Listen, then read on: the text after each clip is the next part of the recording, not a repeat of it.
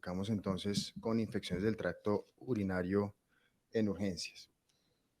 No tengo ningún conflicto de interés comercial. Esto es un poco de lo que vamos a hablar. Definiciones, cistitis versus pielonefritis, complicada versus severa, prostatitis. Diagnóstico que lo vamos a dividir un poco en diagnóstico clínico, en indicaciones de laboratorios e indicaciones de imágenes. Y finalmente, manejo y más que terapias emergentes, unas recomendaciones de manejo desde el punto de vista de las características del paciente como tal.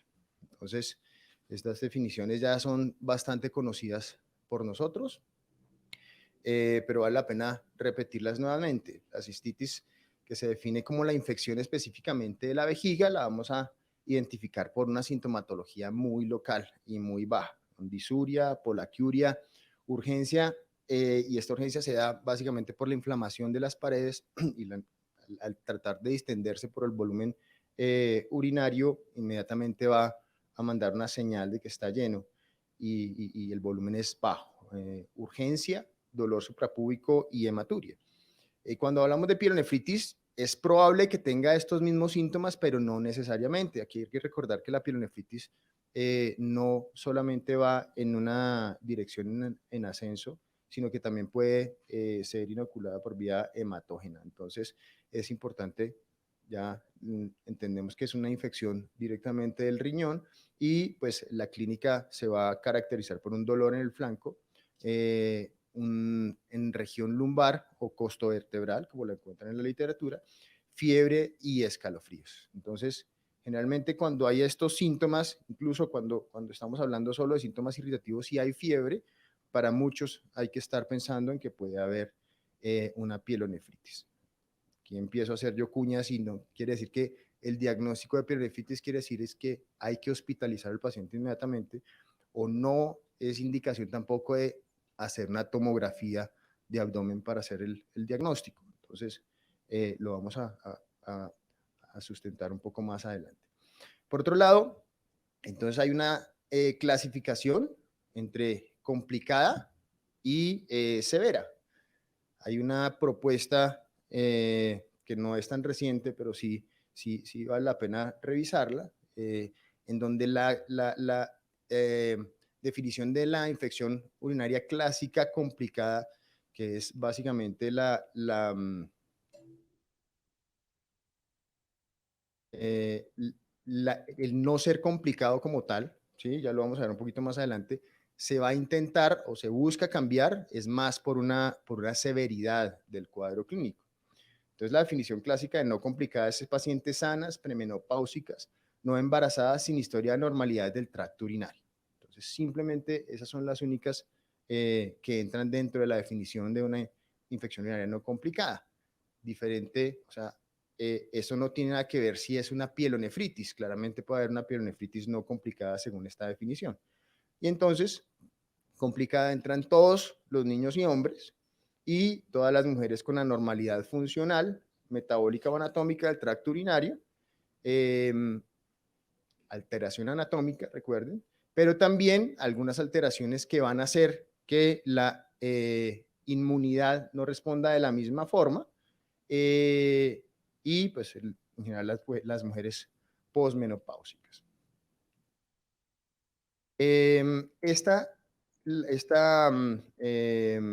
clasificación por severidad la hace el doctor Gupta desde hace al menos 4 años y la expone en UpToDate, y la hace por severidad. Él dice que no hay que pensar en complicada solamente porque hay alguna alteración anatómica, sino hay que diferenciar en complicada cuando hay algunos síntomas que hablan de severidad. Y es donde él insiste en que si hay fiebre hay que pensar que puede haber ya pielonefritis, no solamente infección urinaria baja como tal. Y entonces la divide en cistitis aguda simple, ¿no? Es una infección urinaria confinada solamente a la vejiga sin signos altos, una infección urinaria aguda complicada, que la define como infección en general urinaria aguda acompañada de síntomas y signos que sugieran extensión o infección más allá de la vejiga. como fiebre, escalofríos, dolor en flanco, en ángulo costovertebral, dolor pélvico perineal en el hombre. Y finalmente, en poblaciones especiales, con consideraciones en manejo únicas, que no la vamos a tocar en este momento, que son las mujeres embarazadas y los pacientes trasplantados renales, que es otro tema totalmente diferente. Esta clasificación de severidad ya está siendo adaptada en algunos sitios de forma reciente. Esto que les estoy mostrando acá es la clasificación que ofrece la guía de infección urinaria complicada de la Asociación Colombiana de Urología. Y fíjense que aquí más o menos lo que venimos hablando un poco más detallado, pero entonces habla como grado 1, un paciente que tiene solamente cistitis, un grado 2, pielonefritis moderada, un grado 3 como pielonefritis severa, y aquí estamos hablando entonces de intolerancia de la vía oral, elevación de reactantes de fase aguda, no susceptible de manejo ambulatorio básicamente, y habla entonces aquí ya de factores de riesgo de inmunosupresión. Grado 4, signos de respuesta inflamatoria sistémica o deterioro clínico con intolerancia a la vía oral. Grado 5, disfunción orgánica. Y finalmente, grado 6, falla multiorgánica. Aquí un poquito para recordar entonces, cuando hay infección urinaria en hombres siempre hay que considerar la posibilidad de tener prostatitis aguda. Entonces, una cistitis sola en un hombre es muy, muy raro.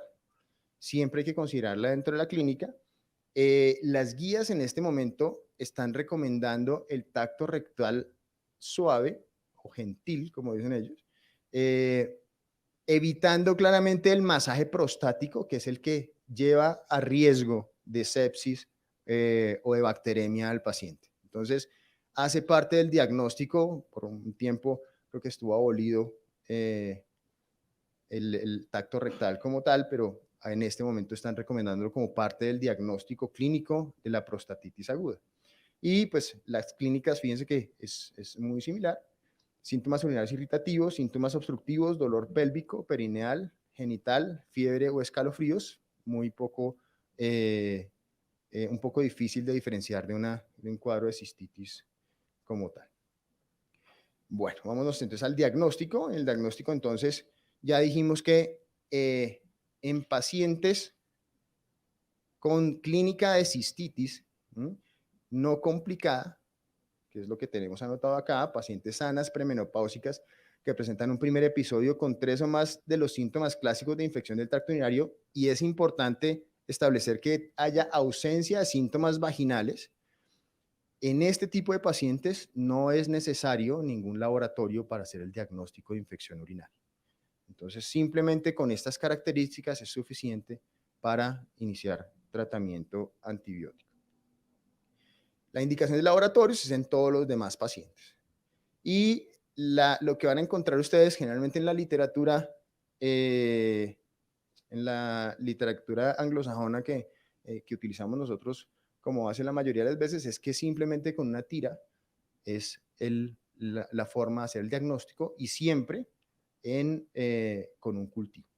Entonces, cuando estamos hablando de necesidad de laboratorios, debe tener el paciente por lo menos, como no tenemos nosotros tira, entonces un parcial de orina, un uroanálisis y una urocultivo. El resto de exámenes va dirigido, depende a las características clínicas del paciente, es decir, hemograma y nitrogenado, si queremos complementar un poco la respuesta inflamatoria del paciente o el estado clínico del paciente. Y aquí hay que recordar algo que sabemos y tenemos claro, pero vale la pena recordar, y es que la PSA no tiene ninguna cabida en el diagnóstico de prostatitis. Si está normal, no quita el diagnóstico, y si está aumentada, no nos ayuda tampoco a definir que no pueda tenerlo. Básicamente se puede estar aumentada en la prostatitis. Aquí hay que reforzar entonces con lo que empecé, y es que las imágenes no son de rutina en urgencias. Cuando el paciente tiene algo de compromiso, en algunos artículos van a encontrar que recomiendan, y específicamente estamos hablando de las guías nacionales de los urólogos, nos recomiendan en pacientes hombres siempre hacer una ecografía cuando hay respuesta inflamatoria, cuando hay fiebre y demás. Pero por demás, la tomografía de abdomen no es el diagnóstico de pielonefritis. Nuevamente, la insistencia es que el diagnóstico es un diagnóstico clínico y la tomografía va a buscar las complicaciones o el diagnóstico diferencial. Entonces, ¿hay pacientes con los que empezamos tomando una tomografía? Sí, claro que sí. Si hay duda en que realmente sea una pielonefritis, estamos pensando que pueda ser una diverticulitis o que incluso que pueda ser una apendicitis, el diagnóstico no va a confirmar como tal la pielonefritis, sino a descartar el diagnóstico diferencial. Y en estos pacientes que desde el principio nos llegan sépticos, nos llegan febriles, incluso con alteración hemodinámica, tiene indicación la tomografía de entrada para buscar complicaciones como abscesos o incluso como la pielonefritis enfisematosa. La resonancia nuclear magnética es una opción en esos pacientes en que no hay mejoría después de 3 días de tratamiento antibiótico, hay deterioro importante y no tiene posibilidad de hacer una tomografía de abdomen por la función renal, por alergia a los medios de contraste y finalmente para la prostatitis el ultrasonido transuretral, que es una cosa novedosa. Nunca pensar en el ultrasonido transrectal que a alguien se le pueda ocurrir por el riesgo de bacteremia y de sepsis. Entonces el manejo general entonces va básicamente definido por la clasificación que nosotros hagamos de la infección urinaria. Y aquí hay que recordar algo muy importante y lo puse al principio, y es que el tratamiento antibiótico debe ir dirigido, ojalá conociendo nuestra flora bacteriana habitual. Y esto es importante porque uno de los medicamentos más recomendados y tal vez más utilizados por la población médica en general es la ciprofloxacina. Y está clarísimo, ¿no?, que las fluoroquinolonas no se deben dar cuando la resistencia es mayor del 10% en nuestra población.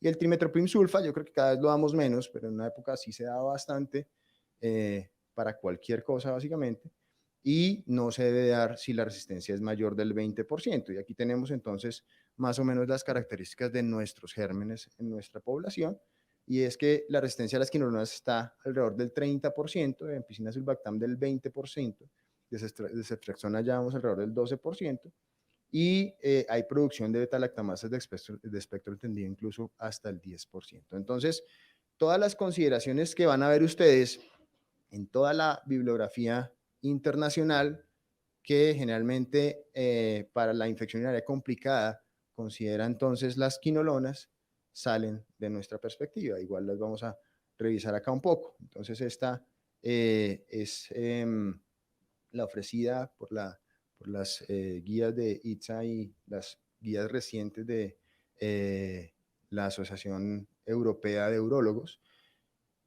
que es básicamente muy parecido a lo que ha pasado en los últimos 4 años. Es creo que 2 o 3 cosas cambiaron muy simples en la dosis de la pibmesilina, del pibmesilinam, perdón, que antes era 200 y ahora es 400, por demás todo sigue siendo igual a la guía del 2018. Y entonces aquí ofrece como primera línea en el tratamiento de la infección urinaria en mujeres, fosfomicina y nitrofurantoína.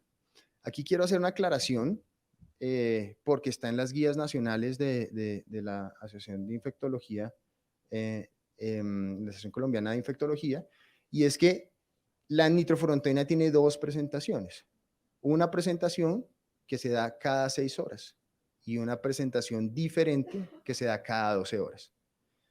En la guía nacional dice que la nitrofurantoína no establece cuál de las dos, se da cada 12 horas y es un error. Y es un error que lo resaltan, sobre todo cuando estamos revisando las guías nuevas. Es fácil caer en ese error. La nitrofurantoína que manejamos nosotros, macrodantina, se da cada 6 horas. Y la otra opción que no tenemos nosotros en nuestro mercado, entonces es el pibmesilina. Y las alternativas, que son las que más manejamos en nuestra guía, como lo vamos a ver un poco más adelante, entonces son las cefalosporinas. Cuando estamos pensando entonces en un patrón local de resistencia, ¿sí? Cuando la resistencia es menos del 20%, ya dijimos que esto no lo manejamos en nuestro medio por lo menos, entonces la oferta está en trimetoprim sulfametoxazol. Para la pielonefritis no complicada, entonces empezamos nosotros aquí a tener estas opciones de quinolonas con ciprofloxacina y levofloxacina. Pero aquí nuevamente está ahí anotado en el comentario, no se debe dar cuando se conoce una resistencia mayor del 10%. Entonces sacamos ciprofloxacina, sacamos levofloxacina y sacamos trimetoprim y quedan entonces nuevamente las cefalosporinas para el tratamiento de la pielonefritis no complicada, cuando lo estamos pensando entonces de manejo ambulatorio o cuando lo estamos pensando en manejo endovenoso, en manejo hospitalario. Y aquí hay una recomendación, y es que todo paciente con pielonefritis que vaya a ser manejado ambulatorio reciba una primera dosis endovenosa de tratamiento antibiótico, que para la oferta nuestra podría ser ciprofloxacino o podría ser ertapenem. Entonces aquí hablan nuevamente, no hablamos de ciprofloxacina y levofloxacina, pues a cefotaxime y ceftriaxona como primera línea de tratamiento, y como segunda línea de tratamiento entonces cefepime, piperacina, tazobactam, gentamicina y amicacina, que todavía es considerada claramente teniendo mucho cuidado con la función renal del paciente, y es uno de los medicamentos que a veces recomiendan como primera dosis endovenosa.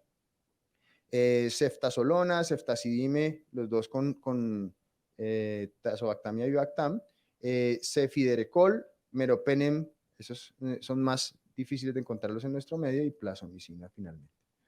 Esta es la recomendación que está entonces en la guía nacional de la Asociación Colombiana de Infectología, y fíjense nuevamente que aquí hablan nitrofurantoína, no hacen ninguna explicación, no la encontramos dentro de la lectura, de 100 miligramos cada 12 horas. Creo que hay que aclarar que ese tipo de presentación no lo encontramos fácilmente en nuestro medio. Fosfomicina es una opción en una dosis única, amoxicilina clavulanato y cefalexina, y esos son los primeros que tenemos básicamente para tratamiento de una cistitis o de una pielonefritis no complicada.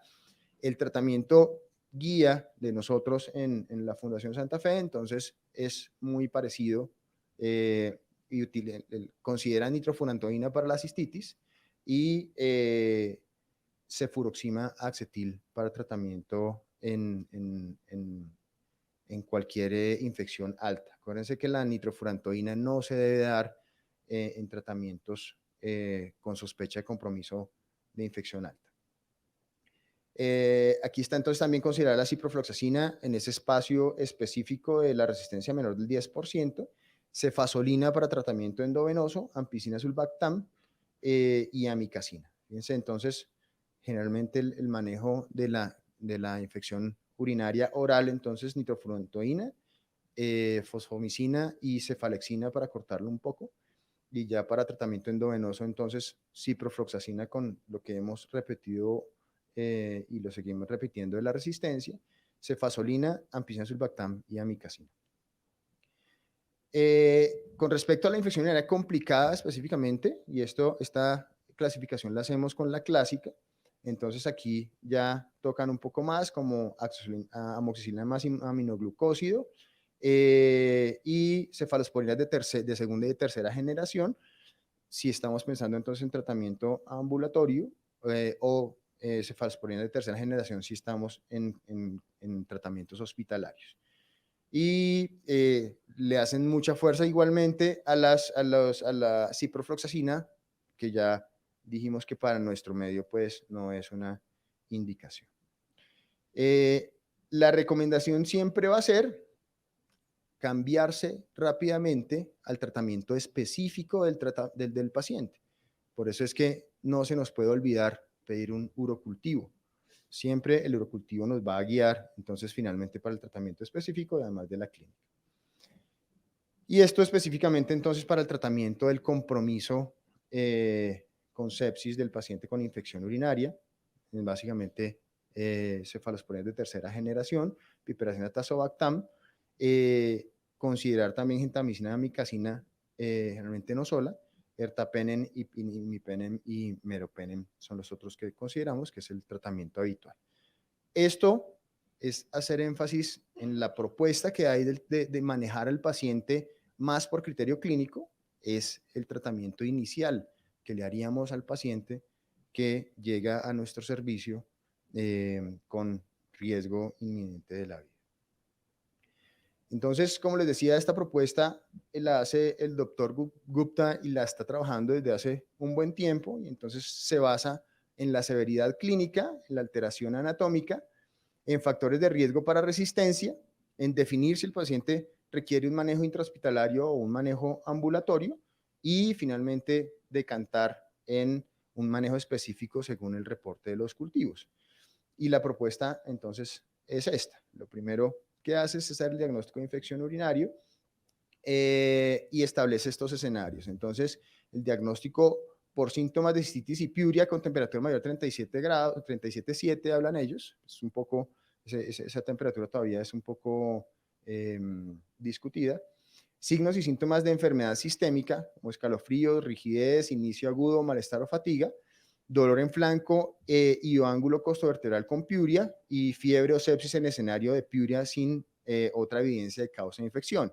Entonces, en general, todos para urocultivo y antibiograma, y vamos a hacer la pregunta entonces que nos abre el tratamiento. El paciente va para reanimación si tiene una enfermedad crítica que requiera cuidado intensivo, o va a tener una observación muy cercana si tiene sospecha o evidencia de obstrucción del tracto urinario, que es un claro riesgo de avanzar rápidamente entonces a sepsis.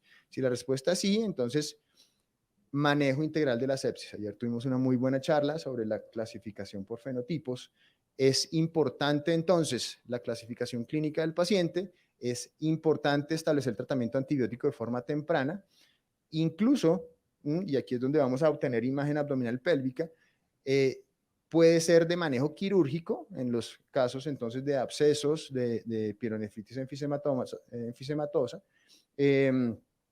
y claramente hacer un trabajo conjunto entonces con urología para evaluar el manejo de la obstrucción urinaria. El cubrimiento de amplio espectro para, perdón ahí por el gram negativos, incluido BLES y gram positivos, eso sí fue corrección del computador, me disculpo que no lo vi. Meropenem o imipenem es la propuesta. Siempre utilizar vancomicina y otro agente de amplio espectro para gram positivos. Y nuevamente, después de esto, ir bajando o ir modulando o adaptando el tratamiento según cómo vaya la evolución clínica del paciente y además el reporte del cultivo de los antibiogramas. Si la respuesta a lo anterior es no, pues entonces ya nos vamos con más calma y vamos a establecer si hay un riesgo para infección por germen multiresistente, y esto lo hacemos entonces si tiene antecedente de aislamiento de germen multiresistente o pseudomonas resistente a fluoroquinolonas, paciente institucionalizado en hospital o en alguna casa de cuidado, ancianato o demás, o de cuidado crónico. Uso de antibióticos de amplio espectro como fluoroquinolonas, nuevamente si tenemos la capacidad de establecer la resistencia igual que el trimetoprim sulfa, y si no, cefalosporinas de tercera generación, como lo hemos aclarado. Y aquí hay una claridad que hace entonces la guía de Up to Date, como lo habla el doctor Gupta, y dice que si viene de partes del mundo con alta incidencia de organismos multiresistentes como India, Israel, España y México, no habla por lo menos por ahora de nosotros, entonces hay que considerarlo entonces como un factor de riesgo. Si la respuesta es sí, entonces el tratamiento es con cubrimiento de amplio espectro para gram negativos, con cefepime o piperacina tazobactam y o imipenem son las tres propuestas. Si la respuesta es no, entonces el cubrimiento estándar para espectro gram negativo es ceftriaxona, piperacina tazobactam, ciprofloxacino o levofloxacino. Esto es para tratamiento en pacientes hospitalizados. Si el paciente finalmente después consideramos que no requiere tratamiento hospitalario, recordemos que siempre se hace énfasis en que la primera dosis, antes de irse para su casa, debe ser una dosis de un antibiótico de tiempo de vida media larga, y la propuesta es ceftriaxona o ertapenem. Entonces, para recordar y llevarse para la casa, entonces nuevamente la propuesta, mejor propuesta, y es por lo que creo que hacemos énfasis como especialistas de emergencias, es no aprenderse recetas de cocina, sino darle al paciente lo que realmente necesita. Para eso, entonces, hay que conocer las características del paciente, conocer la flora local y conocer y definir factores de riesgo para resistencia. Nuevamente en nuestro medio para recordar que la resistencia es esta que tenemos acá anotada, que ya la dijimos anteriormente. Recordar entonces la clasificación que se hace como complicada versus por alteración anatómica o funcional o alteración de la inmunidad versus la clasificación por severidad. Y aquí nuevamente la cuña que no son necesarios laboratorios en este tipo de pacientes y no es necesario una imagen de entrada para hacer un diagnóstico. Aquí también, igual que la PSA, no hace diagnóstico como tal. Estamos cumpliendo entonces ya casi 20 años del posgrado en Universidad del Rosario y la Fundación Santa Fe Bogotá. Seguimos dando nuestros primeros pasos, siempre con una buena inspiración, familia primero y hijos estudiantes de posgrado después. Muchas gracias.